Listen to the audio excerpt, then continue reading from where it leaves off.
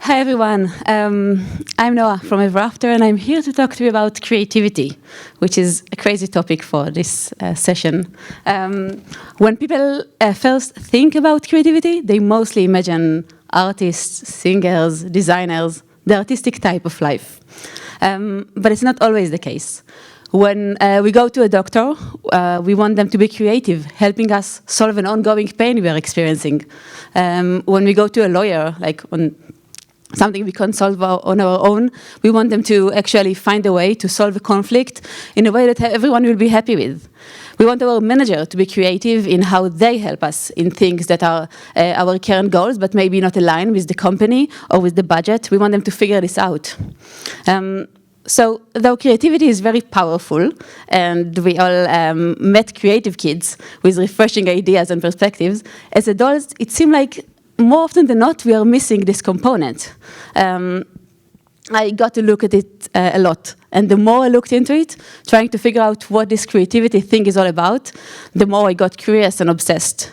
I read tons of books, everything on Amazon and beyond, lectures and things. I watched my kids growing up with creative ideas, figuring out all of the other kids around them were also creative. And I've even started a company Ever After that allows teams to be very creative with their ideas.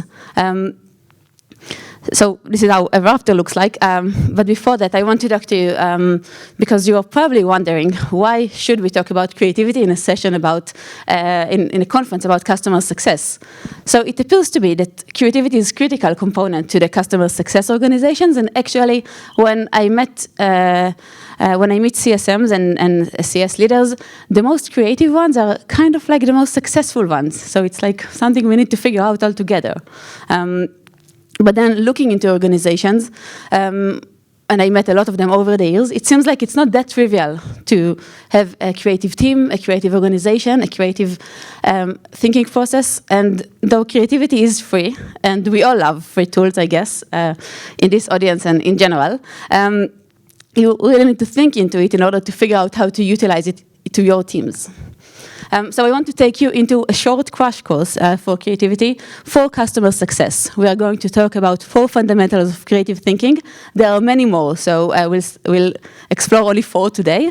We'll talk about CS leaders and 3 things they can do or you can do in order to get the creative motion going, and to talk a bit about the customer journey and how companies, teams, and you can be creative around that. So I want to start with the first thing. I've run those workshops many times, usually like in a smaller forums and very, very hands-on.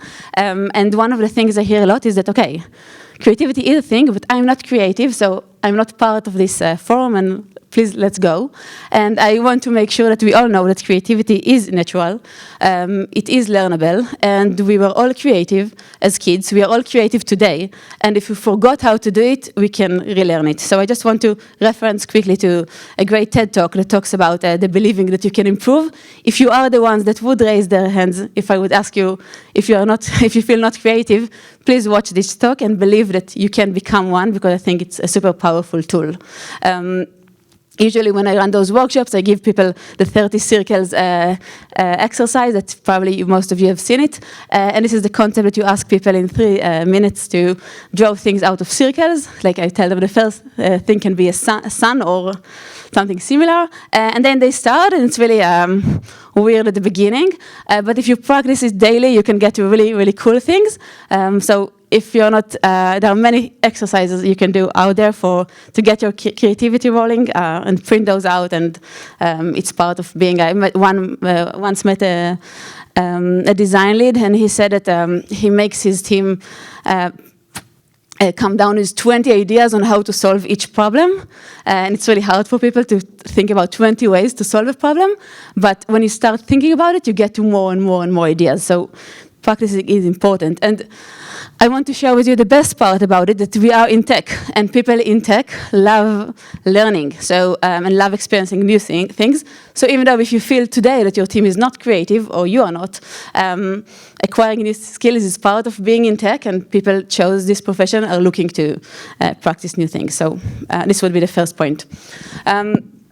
The second point is that creativity is connecting existing things. And this thing that we've learned back in school about 1 + 1 = 3, I know you all know it. We know it from like nature, right? There's like two people. We get the third person that we don't know how they came to be, especially my kids. They are not any like their parents, so I can't explain it. And then you've heard about this guy, right? And he said that creativity is just connecting things. And when you ask creative people how they did something, they usually don't know. They feel a bit guilty because they were able to connect experiences they had and synthesize them into new things. So I heard about it like 15 years ago, and I met with a friend for coffee. There was a cake there. I don't eat cakes today, but back then it was okay. And I told her about Steve Jobs, and I said what he said about connecting things and innovating through connectivity. And she was like, okay, this is great what you tell me, Noah, but I have this other friend that she is super creative, and she's not using existing things. She's really innovative in how she does things. And I was like, okay, what does she do? And she said she's printing shirts out of 3D printer. And I was like, amazing, this is super creative. She's connecting fashion, which she probably heard before about fashion, and 3D printer, which she also didn't invent, and connected it into a new thing, right? And back then, 15 years ago, it was an innovation, right? She wasn't the only one printing those, but it was a very new thing. Today is very common, but this is like a very old thing. So. And if we look even today for like the last year top innovations, if you can go to the long list, and I will not take you through all of it, but things are connected, right? The touchable audio, so glasses, which is like, I guess I have them from like I was 15, so it's not new, and audio, which is like also, we had like the Walkman thing many years ago, so it's like, it's not that new, right? Printing Lego out of recycled materials. This is also not new. One thing that sometimes creativity is actually doing things with less. So one of the innovations here is about private ad-free search. So let's take the Google with all the ads and remove ads, and we get this innovation from last year. So there are many more, but if you'll go through the list, you'll find out that most of these are connecting existing things or removing some of those. And the best part is that customer success has access to so many great points to connect internally and externally. Think about how many people in the organizations are connected to your team. How many people outside of the organization are connected to your team. You are sitting here in a room with so many people with other ideas that you can connect to. So this is like endless, right? So there are many ideas that can come to our head. And one of the things that once we practice creativity is the challenge that we have too many points to connect. Like, okay, great, Noah, you told me about this and we agree. I mean, you stole it from Steve Jobs. But anyway, now that we agree on this, like, how can we, where should we start? So the thing is that creativity mostly starts with empathy. And well, here in Stanford and IDEO, they have this book about creative confidence, and they talk a lot about empathy and how this can help us start. And being empathic to the people around us, it might be our customers, it might be our manager, it might be someone else very close to us, who will get us to the next thing. So they have this great story. Have you heard about Doug? So Doug is an engineer in General Electric, and he was assigned to improve the MRI, which is really a great tool, but a product. But they're like the lines there are endless. You get your turn like 2-3 months ahead. You sometimes get to do it in the middle of the night. It takes forever. If you had one, I had it. It's really, you're waiting too long for that. And he was assigned to solve this problem, to make this machine run faster, so they can get more people in it. And he went and this is an MRI, and tried to figure out like the physics there and how things can do and run faster. But he couldn't. It's physics, and it's really hard to get. And then he actually went to the hospital here in Stanford, a hospital nearby, and he saw there kids crying and parents shouting at them and trying to figure out that actually the machine wasn't working at this time. It was not in use because, there was like a mess.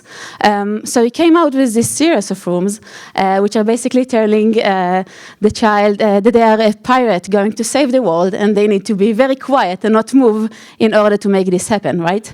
They got the lines shortened by 90%, but what he tells that made him really proud the most is that he went back there the other day and he saw this mom going out with the girl, and the girl said, "Mom, can we come back tomorrow?"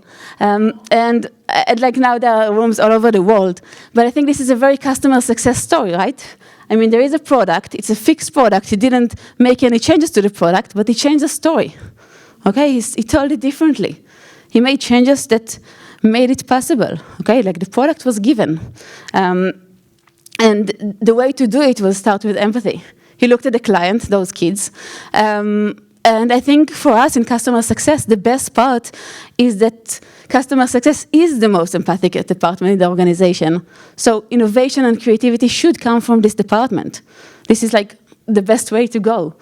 So we have the dots, we have the empathy, we have the ability to learn. And lastly, let's talk about restrictions. Restrictions, which we all hate sometimes, can actually boost creativity. The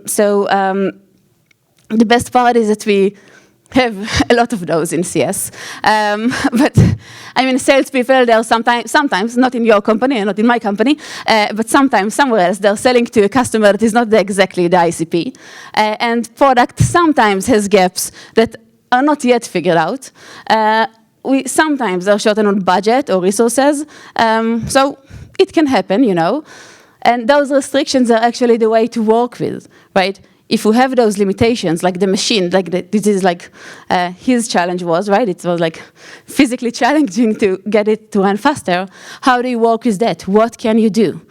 So you can cry about budget cut, but you can also say, okay, now I have less. Let's look at it from this perspective. What can I do? So this is a fun part to do. And for the CS leaders out there, I want to take you out to 3 things that we should think about. So one thing is I want to review 3 things that make an employee creative. Okay. The first thing is the expertise.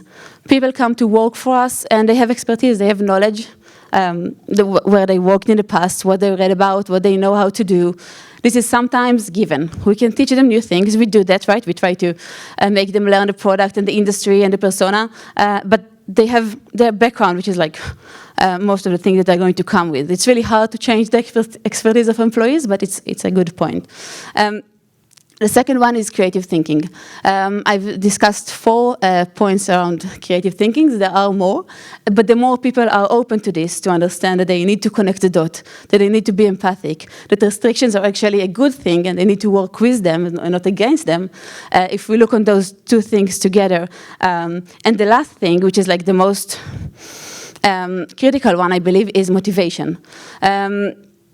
So motivation is the reason why someone would try to solve a problem, why they would try to be creative with something. And this is, as managers, the easiest thing for us to influence. If we know why someone came to work for us, what is the reason, what they interest, what they want to do, this is our way to influence their motivation and assign them with tasks and challenges that they want and connect to internally. So here's my tip to you.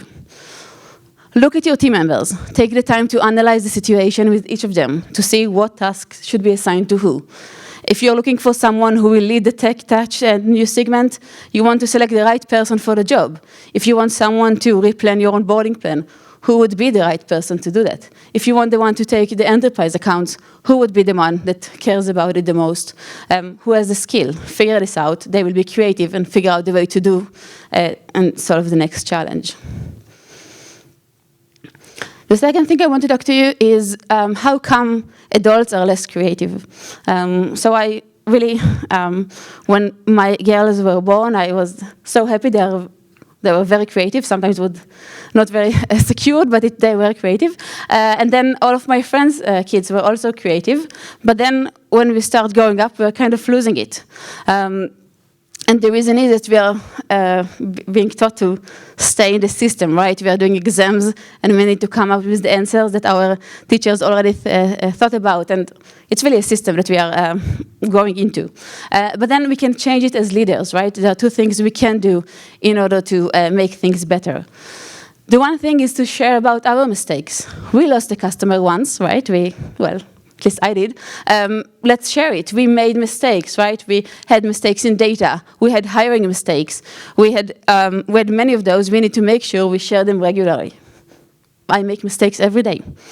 And then the other thing is how we respond to someone making a mistake. So we want to make sure we learn from it, but we don't want to make them feel ashamed. And this is something really hard sometimes because we are upset about things going wrong. So we need to hold ourselves and make sure that this person tried, they learned. Of course, they need to be accountable for this, but let's be respectful. Let's make sure that we say, right, at least you tried, right? It's better than not trying. We need to create this ecosystem that allows people to try things out. The third thing and tip about it is to keep the team focused. So I was in a conversation yesterday with one of the unicorns CEOs.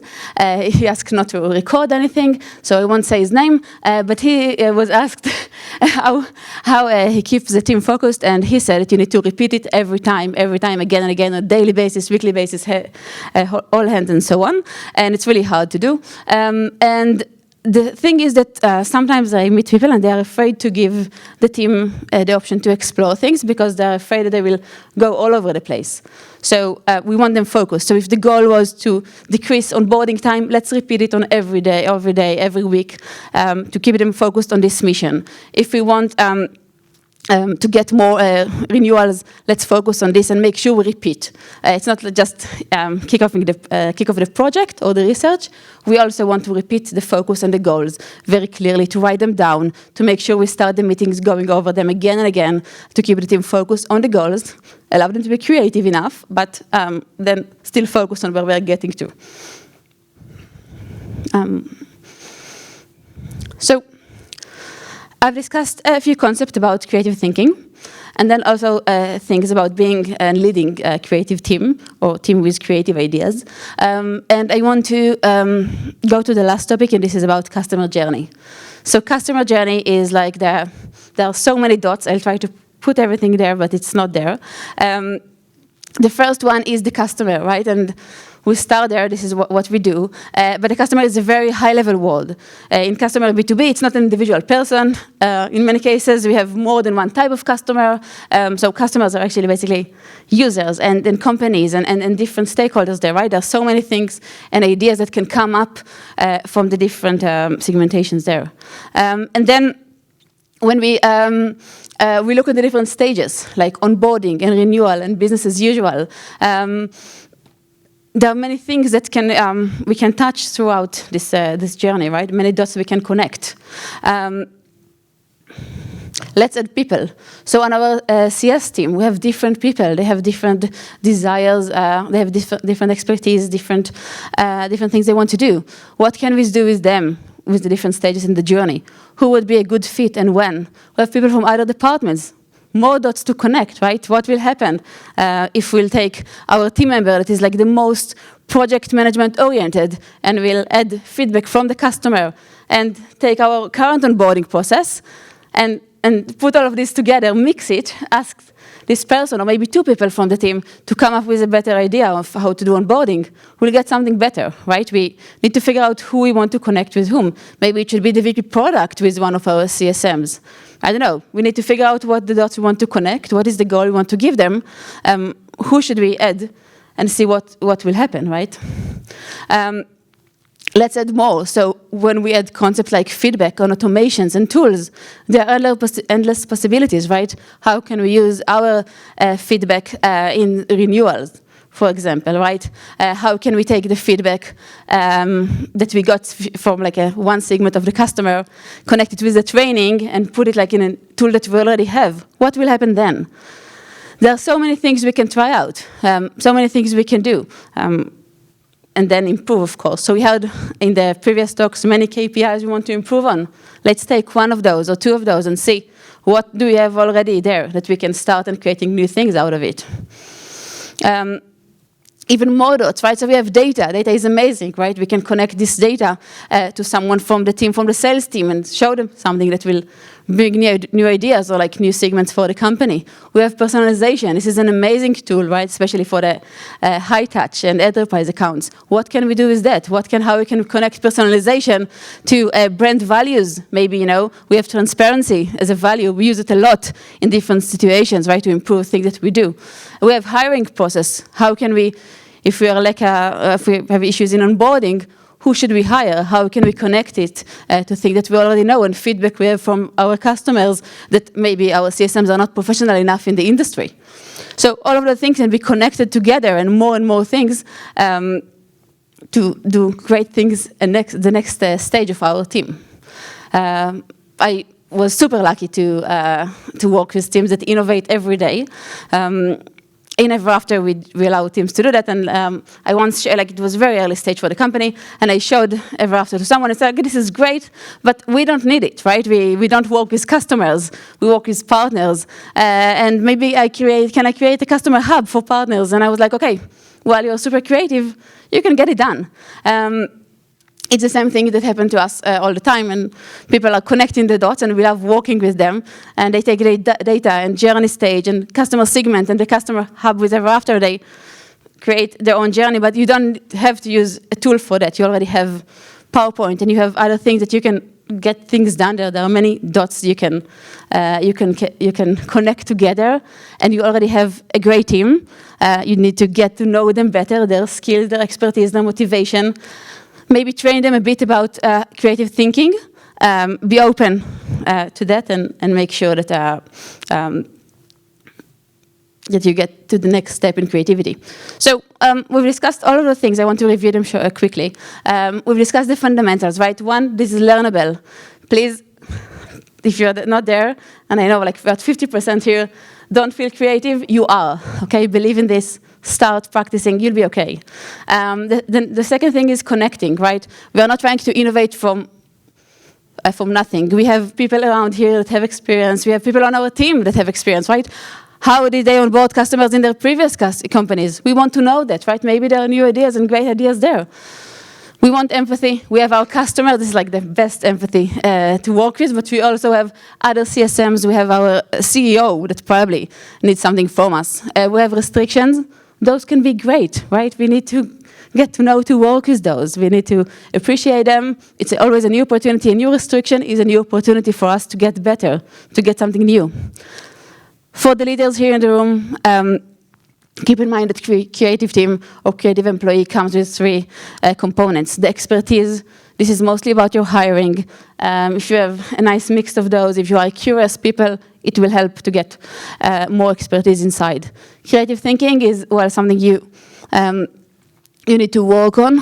People sometimes are afraid to share new ideas.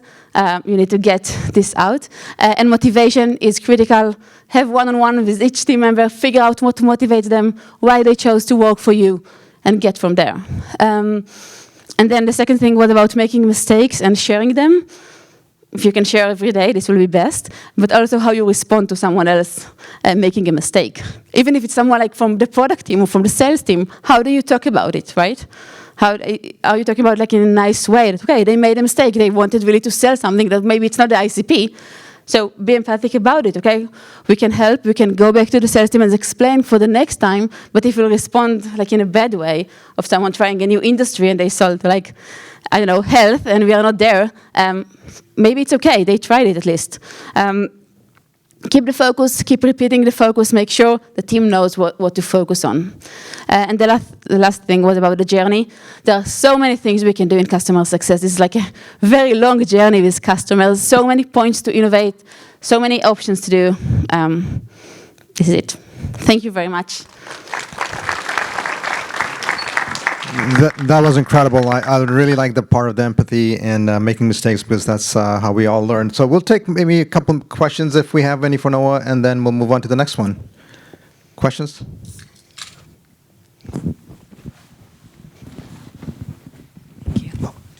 Hi, thank you. My name is Rebecca from Digital Zone, and I had a question in regards to practicing creativity on a daily basis. I actually just told my director, Jessica, I don't feel creative ever. And it is something I've always kind of struggled with. Go back to the slide of the... Yeah, the Becca doesn't work. Oh, it does. Yeah. You can ask. So you ask what to do. What is something that we could share with our team to help them practice that creativity bone on a daily basis? Yeah, it's a good question. So I can share with you a few creativity exercises later, which I run all the time, and I really like to use them. Well, it's 2 way up. I want to lecture again. I think it's about actually when we look at things and they look to us, look very new to us, we need to analyze them. So, okay, this is like, okay, here this idea, and it's basically connecting this and this. We already have one. So just making sure you practice, like you see something that looks innovative. Okay, what does it mean, right? Salesforce haven't invented like the cloud. They haven't invented B2B, right? They connected a few things to become the best CRM back then. Reading some books helps. Working with creative people, like figuring out who is the creative people, the most creative one around you, and analyzing how they think, and trying to figure out what is going on there, and being aware of it. I think is like the most of it. But maybe people have other ideas as well.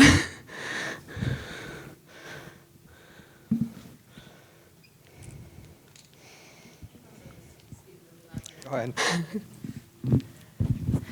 Hi, thank you for that. My name's Jessie. I'm at HiveBright. You were talking about matching the personas of your employees to the job itself. So how do you do that during hiring? Like, how do you say, okay, we need somebody who can do enterprise. What are you looking for? Where are those personas? And then how do you also, once you have the people at your company, match them up to the clients appropriately? Yeah, so it's usually looking at what doesn't work. So maybe, we are very good with the smaller ones, but we are lacking better management of the larger ones to actually help us figure out what is missing. And hiring is an opportunity, I guess, not in this stage. Like if we were talking a year ago, hiring would be the actuality way to get more creative. Now I guess it's less of a thing.